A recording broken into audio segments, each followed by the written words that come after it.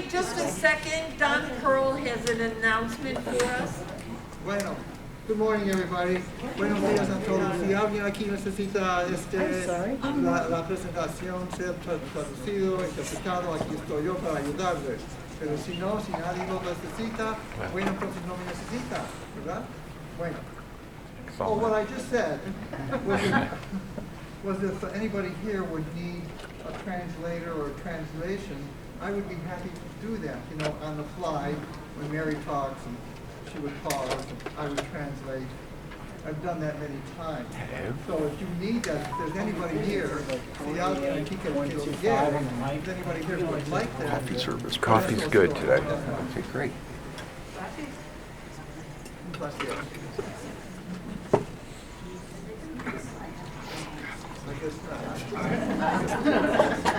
Parece que no.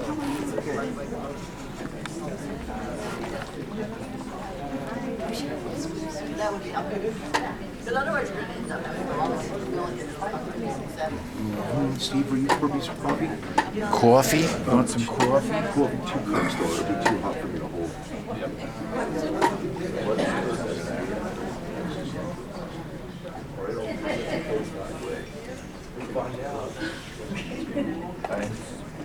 Cream and sugar, please. Oh, it works. Wonderful. I'm gonna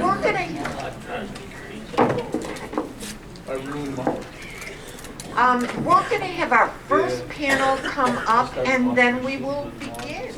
So I thought it was 10:30. Thank you. let's have that was an error in the newspaper. and Stacy Glad I Suniga came early. Yeah. come on. Oh, well, I sent Mary a text yesterday to remind her that this had happened. Thank you very much. I'm going to try this without the microphone after 20 years teaching special education. Can you hear me? Yes. Okay, I'm going to do it without the mic. I am so happy to have everyone here today. I'll be checking in later with Nick Lewis, who is our technician, and he was my interim legislative aide, and he's volunteered to be here to do our technical, and we have Lucy Carroll, who's also working with our online function. It is so exciting to be here with all of you. My name is Mary Young. I am the representative from House District 50. This is our first attempt at a hybrid town hall. So I hope you will be patient with us as we face technical challenges, hopefully not too many. So we have people here today to talk about this very important issue of housing for individuals. Oh, and this is a reminder, we are going to record this on Zoom. And so the little microphone just reminded me to tell you. So we're recording now. So we're here today to talk about a very important issue, something that's near and dear to my heart. It's about housing for individuals with disabilities. And this certainly impacts all of us because we all at some point or another have a friend, a community member who faces challenges of finding accessible housing. And this becomes an even greater issue as we have an increasingly aging population who will, as they age, often face additional challenges around finding accessible housing.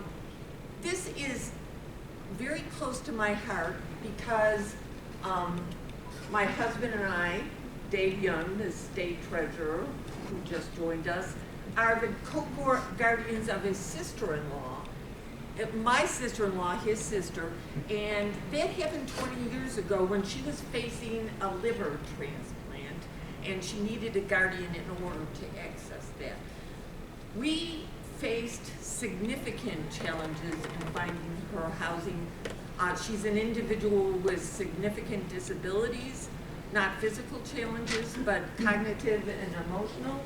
And we face significant challenges finding her housing in Colorado Springs because we wanted her in Colorado Springs because her parents lived there. She had 20 living situations in 1 year. So as a result, this has been something very important to me, both personally and professionally as a special education teacher and school psychologist. So as our community started to face some challenges now as a DAO, and we're very happy to have Sarita Reddy here today, and Stacy Suniga, who's on the DAO board, faced some decisions and made some decisions to reformat their housing commitment, and they'll talk more about that and explain how that happened. It is very important to talk about housing for people that is accessible for individuals with disabilities in the light of Olmsted. And Olmsted was a Supreme Court decision in 1999, which said that all individuals, especially those with facing disability challenges, have the right to be in a community integrated setting. So as our community faces challenges, we have to keep that in mind. So today's town hall is to inform us all what the challenges are and looking at short and long-term solutions. And we will have people speaking not only from our local community, but from a statewide perspective. And we're excited to have that. This is a highly charged subject. And in my work as a vice chair of both education and now public and behavioral health, I've worked with groups, and I suggest that we need to focus on remaining respectful when we disagree with others, and try to, not recognizing it's highly charged, be as respectful as we can to others. In the House, we talk about not impugning others. In other words, we can disagree with the facts, but not impugn others by implying that they're lying or don't have good motives. So excited you're all here. We have a wide variety of speakers and a timeline, and I get to be an educator once again and be the time police. So the speakers will know that I will give them a little warning if they're already at their time and cut them off if I have to. But with respect. So thank you. We are going to start today with Juliana Kitten, who's also subbing in for Tommy Butler, and she's an assistant city manager and has information from the city's perspective. Would you like me to just hear? You can do whatever you want to the speaker.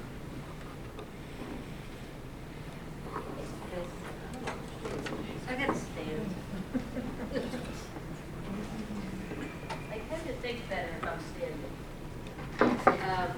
Okay, can you all hear me all right? Yes. All right. Just want to say I'm very, very grateful to have been asked to be part of this. I'm so glad that this is happening, and it is the first of many, I'm sure, that we'll be having these discussions. So in terms of what Representative Young talked about in terms of Olmsted, the exact language, I was looking it up today, was unjustified segregation of people with disabilities is a form of unlawful discrimination under ADA. And I was very fortunate to have met Sue Jamison, who was the person who actually argued the case in front of the Supreme Court in Georgia. And she was just an amazing woman, and so brilliant and so humble. And so she had come to New York City to meet with Dr. Sampson Barris, who's the creator of the Housing First model, because that is certainly the focus of that model, many focuses, is about choice. As I've been thinking about this discussion, I keep coming back to that idea of choice. And I've been a social worker for many, many years, and so many times in my profession with my colleagues, myself as well, we often think we know best. And that is so wrong, and it does not help. And I understand where that comes from. Often it comes from a place of trying to be protective, looking out for people. But that's usually the opposite of what you need to do. What you need to do is have a discussion with the person you're trying to serve and provide individualized care. In terms of accessible housing here in Greeley, I'm glad we're talking about this now, because guess what? We already think it's an issue. It'll just get worse, right? We have an expected population growth, which is amazing, and it's going to be potentially just fantastic, game changer if we can really capitalize on it. But at the same time, being mindful that as that is happening, we need to be thinking about these issues as well. And so how are we incorporating our understanding that we do need more accessibility for people with a range of needs and disabilities? So one of the things Councilmember Butler asked me to say, I did talk to him, and he very much apologizes that he was not able to be here. And when I talked to him, he sounded terrible. So probably a very good thing that he was not here. He wanted me to just highlight that, coming on board, I think many of you have heard about the Hope Springs project, and that done by Habitat for Humanity, run by Sherry Whitt Brown, who's really just done some groundbreaking things, especially within the Habitat for Humanity model, because usually that's kind of 1 or 2 homes a year. And what she